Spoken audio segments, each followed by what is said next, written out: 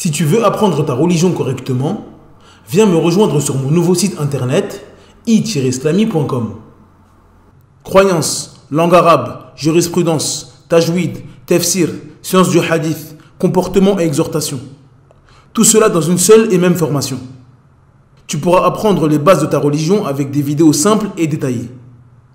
Pour plus de détails, rendez-vous sur i-islami.com. Bonne vidéo. Assalamu alaikum wa rahmatullahi wa barakatuh. Dans cette nouvelle vidéo, nous allons définir ensemble le mot dot, al-mahr. Nous diviserons cette vidéo en 3 parties. La première partie sera consacrée à la définition du mot mahr dans la langue arabe.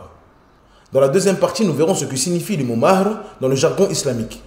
Nous verrons également les différents mots qui sont venus dans le Coran et la Sunna pour désigner la dot. Et dans la troisième et dernière partie, nous verrons ce qu'il faut absolument savoir à propos de la dot. Nous y verrons entre autres le jugement religieux de la dot, ses conditions, s'il existe dans la dot un montant maximum ou minimum, ou encore le versement de la dot de la femme divorcée. Sans perdre plus de temps, on passe à l'explication. Bismillah walhamdulillah wa salatu wa salamu ala rasulillah wa ala alihi wa ashabihi wa man wala. Amma ba'd. La définition du mot mahr dans la langue arabe. L'origine du mot mahr vient des 3 lettres mim, ha, ra, qui forment le verbe mahara, qui signifie une récompense que l'on donne pour une chose en particulier. Quant au mot mahr, il signifie la dot que l'on donne à une femme pour se marier avec elle. La définition dans le jargon islamique. Dans le jargon islamique, la dot est un bien que le prétendant donne à la prétendante ou à son tuteur. La dot a plusieurs appellations dans le Coran et la Sunna. Parmi elles, as-sadaq, al-farida, al-ajr ou al-nihla. Ce qu'il faut savoir à propos de la dot. Le jugement religieux de la dot. La dot ne fait pas partie des piliers et des conditions pour la validité du contrat de mariage. C'est-à-dire que le mariage est valide même si la dot n'a pas été mentionnée. Cependant, il est obligatoire qu'un mariage soit accompagné d'une dot. Si la dot est mentionnée durant le contrat de mariage, alors il est obligatoire de se tenir à ce qui a été cité dans le contrat de mariage. Et si la dot n'a pas été mentionnée et que le mariage a été consommé, on donne une dot équivalente à la femme. C'est-à-dire que l'on regarde sa situation familiale, son âge et son statut social, puis on lui donne ce qu'on donne généralement à une femme comme elle. Il est également possible de regarder les femmes de sa famille. Si une de ses sœurs s'est mariée, nous regardons la dot qu'elle a reçue et nous lui donnons la même équivalence. Les conditions de la dot. La dot doit être un bien ayant une valeur. Il n'est pas permis de donner une dot qui n'a pas de valeur et qui n'a aucune utilité, comme un grain de riz ou un grain de blé.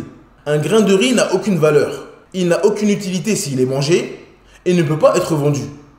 Il ne faut donc pas confondre ce qui a une faible valeur comme 1 euro ou une bague en fer avec ce qui est inutile.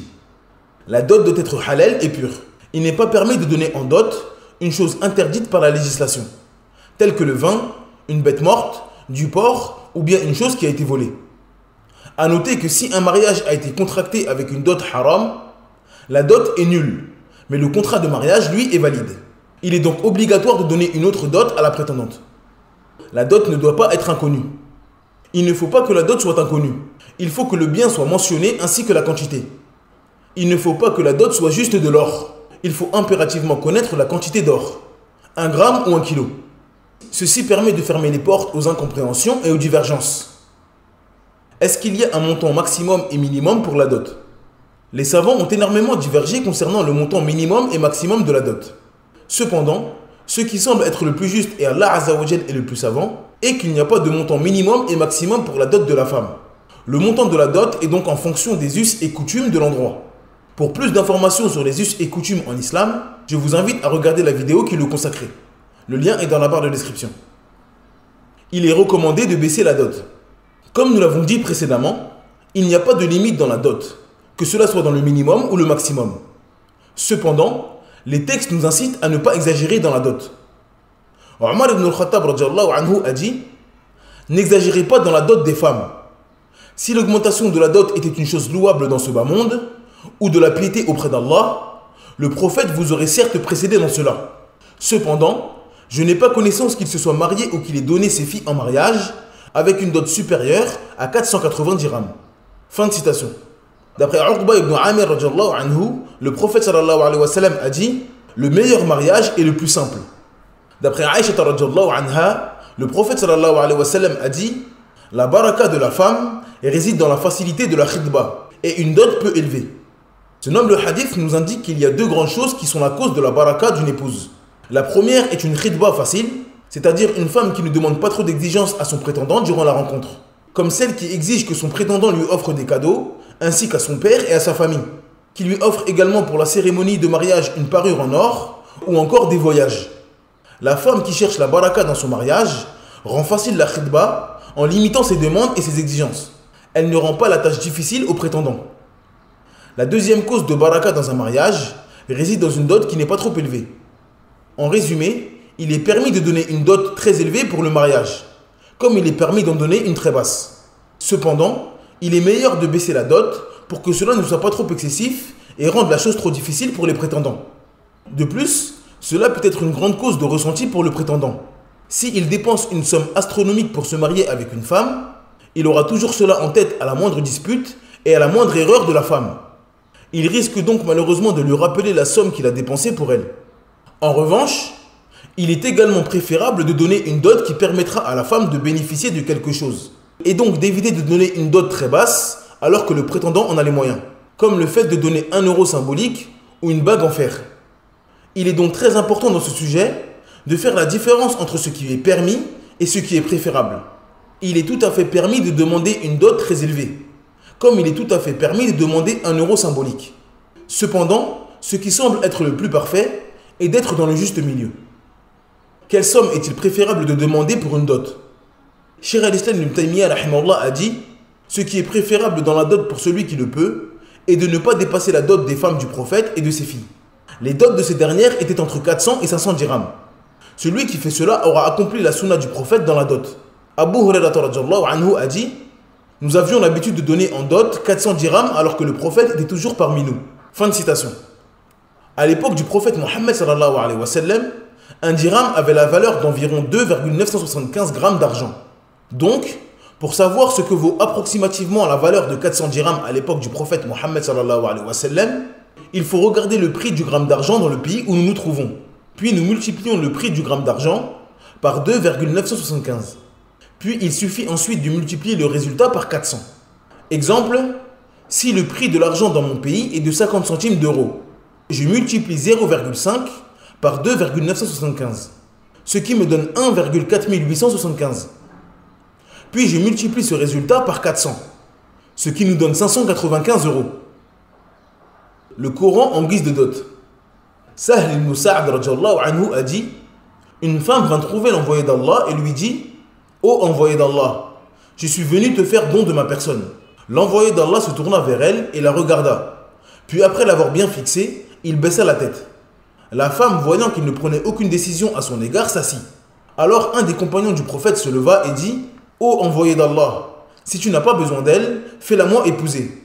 Possèdes-tu quelque chose? Demanda le prophète. Non, par Allah, ô envoyé d'Allah. Alors rentre chez toi et vois si tu trouves quelque chose, lui dit le prophète. L'homme partit, revint et dit: par Allah, ô envoyé d'Allah, je n'ai rien trouvé. Vois-tu si tu n'aurais pas un simple anneau de fer, dit le prophète. L'homme partit, puis revint et dit: non, par Allah, ô envoyé d'Allah, je n'ai même pas un anneau de fer, mais voici mon pagne. Sahl ajoute qu'il n'avait pas le haut de son vêtement et qu'il voulut lui donner la moitié de son pagne et garder l'autre moitié pour lui. Le prophète lui dit: à quoi servirait ton pagne? Si tu le portes, elle ne pourra pas s'en servir. Et si c'est elle qui le porte, tu n'auras plus rien pour toi. L'homme s'assit, demeura longtemps à la même place, puis il se leva pour partir. Quand l'envoyé d'Allah le vit s'éloigner, il ordonna de le rappeler. Et quand l'homme fut revenu, il lui dit: que sais-tu du Coran? Il répondit: je connais telle sourate, telle sourate, telle sourate. Et il en fit l'énumération. Tu les connais par cœur? Lui demanda le prophète. Il répondit: oui. Eh bien va, je t'accorde cette femme, moyennant ce que tu sais du Coran. Ce noble hadith est une base dans le chapitre du mariage. Les savants en ont tiré énormément de profits et de sentences religieuses. Parmi ces nombreux profits, il y a l'importance de mentionner la dot avant de contracter le mariage. Cela est meilleur et évite les divergences, les désaccords et les doutes. Il est préférable de donner la dot au moment du contrat de mariage. Dans ce noble hadith, l'homme s'est précipité chez lui afin de trouver quelque chose à donner en dot. Il n'a pas attendu une semaine, un mois ou un an. Même si, comme nous l'avons dit précédemment, le mariage reste valide si la dot est donnée en retard. La dot doit avoir une valeur. C'est pour cela que le prophète Mohammed sallallahu alayhi wa sallam a refusé que le compagnon donne la moitié de son panier. Car la moitié d'un panier n'a aucune utilité. Il ne peut pas être vendu et ne peut pas être enfilé. La spécificité du prophète Mohammed sallallahu alayhi wa sallam vis-à-vis des croyants dans le mariage. Il est permis aux croyants de s'offrir en mariage au prophète Mohammed sallallahu alayhi wa sallam. Et si le prophète Mohammed sallallahu alayhi wa sallam accepte cette proposition, cette croyante devient immédiatement sa femme. Allah Azza wa Jal dit وَامْرَأَةً مُؤْمِنَةً إِنْ وَهَبَتْ نَفْسَهَا لِلنَّبِيِّ إِنْ أَرَادَ النَّبِيُّ أَنْ يَسْتَنْكِحَهَا خَالِصَةً لَكَ مِنْ دُونِ الْمُؤْمِنِينَ. Dans la Sourate 33 au verset 50, d'après la traduction approximative, Allah Azza wa Jal dit nous t'avons rendu licite toute femme croyante si elle fait don de sa personne au prophète, pourvu que le prophète consente à se marier avec elle. C'est là un privilège pour toi, à l'exclusion des autres croyants. La permission de demander en mariage une personne d'un rang social plus élevé. Il est permis aux pauvres de demander en mariage la riche, ou à la riche de demander en mariage le pauvre. La permission pour le pauvre de se marier. Si le prétendant ou la prétendante accepte la situation de la personne, il est permis pour eux de se marier. Se proposer en mariage n'est pas une chose blâmable ni rabaissante pour la femme. Il n'y a pas de mal pour la femme de se proposer en mariage lorsqu'elle voit un homme qui pourrait lui être bénéfique pour sa vie mondaine et son au-delà. Comme la femme de ce hadith qui a voulu devenir la femme du meilleur homme sur la terre. Cependant, la femme doit passer par son tuteur et ne pas directement venir à la rencontre du prétendant pour offrir sa propre personne en mariage. Comme nous l'avons dit précédemment, seul le prophète Mohammed sallallahu alayhi wa sallam peut marier immédiatement une femme qui s'offre à lui pour le mariage. Pour les autres croyants, la validation du mariage passe obligatoirement par l'accord du tuteur ou le juge musulman. La permission de mettre comme dot l'apprentissage du Coran. Comme nous l'avons dit précédemment, il est obligatoire que la dot ait une valeur. Cette valeur peut concerner le bas monde ou l'au-delà. Il est donc permis de demander comme dot l'apprentissage du Coran ou d'effectuer le pèlerinage à la Mecque. Concernant l'apprentissage du Coran, il est impératif que l'homme délimite et précise les sourates qu'il connaît et qu'il souhaite enseigner à sa prétendante, qui doit établir le montant de la dot. L'origine concernant l'établissement de la dot est que cela revient à la femme. C'est elle qui dit ce qu'elle souhaite comme dot pour être épousée. Il est également permis que la dot soit établie par le tuteur de la femme. Si le tuteur et le prétendant se mettent d'accord sur le montant de la dot, cela est pris en considération comme étant une dot. La dot est le droit de la femme. Comme nous l'avons dit précédemment, il est permis au tuteur de se mettre d'accord pour l'établissement de la dot. Cependant, la dot est un droit qui revient à la femme. La dot doit obligatoirement revenir à la femme ou être utilisée dans son intérêt. Il n'est pas permis pour le tuteur de prendre cet argent et de l'utiliser pour lui. Le père ne vend pas sa fille. Il ne prend pas l'argent de la dot pour payer son loyer ou s'acheter une nouvelle voiture.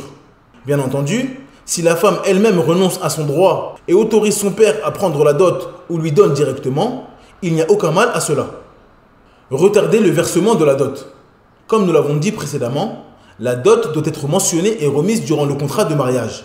Cependant, il est permis pour le prétendant de donner la totalité ou une partie de la dot ultérieurement.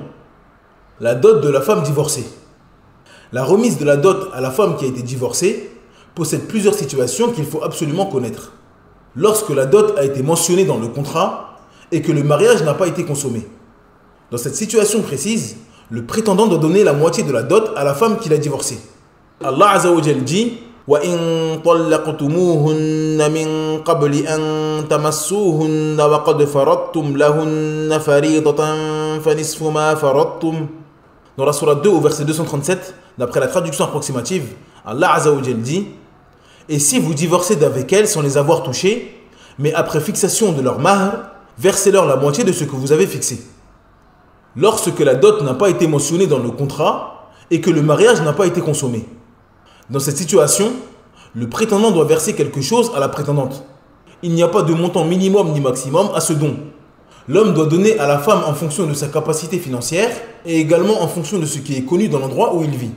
Allah Azza wa Jal dit لا جناح عليكم إن طلقتم النساء ما لم تمسوهن أو تفرضوا لهن فريضة وَمَتِّعُوهُنَّ عَلَى الْمُوسِعِ قَدَرُهُ عَلَى الْمُقْتِرِ قَدَرُهُ مَتَاعًا بِالْمَعْرُوفِ حَقًّا عَلَى الْمُحْسِنِينَ. Dans la sourate 2, verset 236, d'après la traduction approximative, Allah Azza wa Jal dit: vous ne faites point de péché en divorçant d'avec des épouses que vous n'avez pas touchées et à qui vous n'avez pas fixé leur mahr. Donnez-leur toutefois, l'homme aisé selon sa capacité, l'indigent selon sa capacité, quelques biens convenables dont elles puissent jouir. C'est un devoir pour les bienfaisants. Lorsque la dot n'a pas été mentionnée dans le contrat et que le mariage a été consommé. Dans cette situation, on donne une dot équivalente à la femme en fonction des us et coutumes et son rang social, comme nous l'avons dit précédemment. Lorsque la dot a été mentionnée dans le contrat et que le mariage a été consommé. Dans ce cas précis, la femme garde la totalité de la dot si on lui a déjà remis, et si l'homme n'a pas encore donné la dot, il doit lui remettre la totalité. Cette vidéo est maintenant terminée. Merci de l'avoir suivi jusqu'à la fin. N'hésitez pas à télécharger le PDF de cette explication. Le lien est dans la barre de description. N'oubliez pas de vous abonner à la chaîne et d'activer la cloche de notification afin de ne rater aucune vidéo. En attendant, je vous dis Assalamu alaikum wa rahmatullahi wa barakatuh. Subhanakallahumma bihamdik. Ashhadu an la ilaha illa ant. Astaghfiruka wa atubu ilaik.